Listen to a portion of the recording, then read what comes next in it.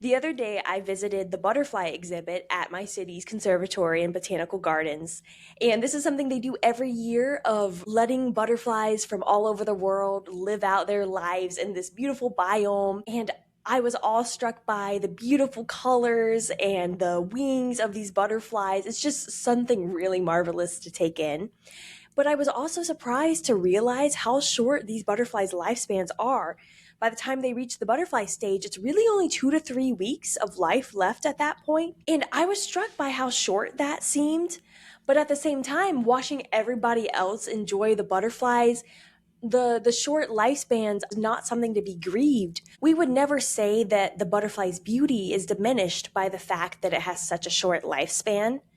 But yet, us humans sometimes think that about ourselves. If this is all there is, then what is the point? Is a uniquely human anxiety that is not shared really anywhere else in nature.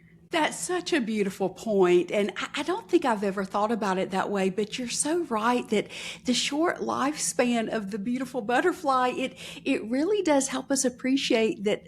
Sometimes it's the finite nature of the thing that makes it so special. The things that are not going to go on and on and on, but things that are limited can sometimes make us appreciate it all that much more.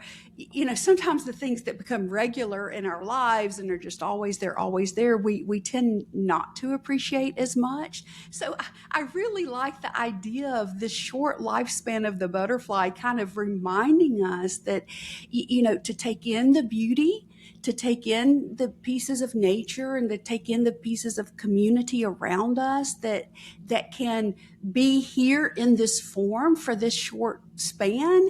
And it kind of allows us to appreciate that a little more deeply, I think. We see this concept of the finite reflected in other places in nature too. As the seasons change and move from winter into spring, it's constant motion and changing. And there's really no such thing as like eternal life, but rather you have a bunch of beginnings and endings that are part of the same cycle. And, as the flowers bloom, they're not going to stay there for long either. And it's kind of like that scarcity that you were talking about that makes it all the more precious. And so I wanted to talk about the caterpillar itself. I read that as caterpillars go into the chrysalis stage, that they actually dissolve completely into the chrysalis material. Those particles are used to reform into a butterfly, something completely new, which then can emerge from the chrysalis. So it's almost like they have to completely, you know, let go. Dissolving the old and letting it go gives them the tools to become something new going forward. What a beautiful notion, too, because I think as humans, that is so hard for us to do, to kind of sometimes let go and allow ourselves the chance to change and evolve and to move into something new. It's hard for us to allow that in ourselves. It's oftentimes hard Right. for us to allow that in our families and communities, that things don't stay the same. They're not meant to. Things are Right. meant to kind of move into the next phase of the story, move into the next phase of life. Right. And then the metaphor can extend even more, Mom, because I remember you were telling me how the butterfly, when it comes out, it's not just an immediate breaking open and a release, but there's some kind of hole that the butterfly has to go through. And of course, we'll leave this to the real butterfly ecologists out there. But from what you were telling me, that they come through the hole and it's kind of a struggle to get out. And that's what I've heard. And like you said, we'll leave it to the experts. But if what my understanding holds up is that it really is a struggle to get out of the chrysalis, to get out of the cocoon piece, is part of what is needed for the butterfly's wings to, now be rid of whatever is in there that would kind of weight down the wings. That the struggle to get out of the small hole really does give the wings the strength they need for the butterfly to then be able to take off on its way. And so Right. I think that's helpful for us as humans to know that the struggle, we all have the struggles in life, but sometimes the going through those struggles, it does help us transform into something. It does help kind of the life transform into something that we did not imagine before. And that piece also makes me think about our larger societal situation here in the United States at this time. It's a very difficult time politically, very difficult time societally for so many of us. And so I think, again, this notion of kind of the butterfly's lifespan, it helps us remember that there are new things that can come, that the struggle is not the end of the story, that there are new, more beautiful things that can emerge, and for us all to not lose hope, to not become so overwhelmed that we lose sight of what new can come.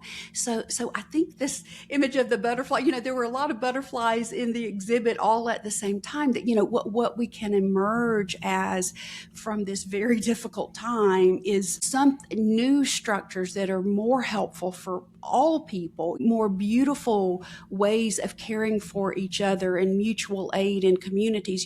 It may be a struggle to get there, but there is something on the other side of that struggle. And it's speaking of community, as we enter into the spring season, it kind of forces all of us to think about life and death, kind of take a step back as you're seeing new life come in, and that kind of contradicts with what it feels like at a societal level in terms of like losing hope, like you said.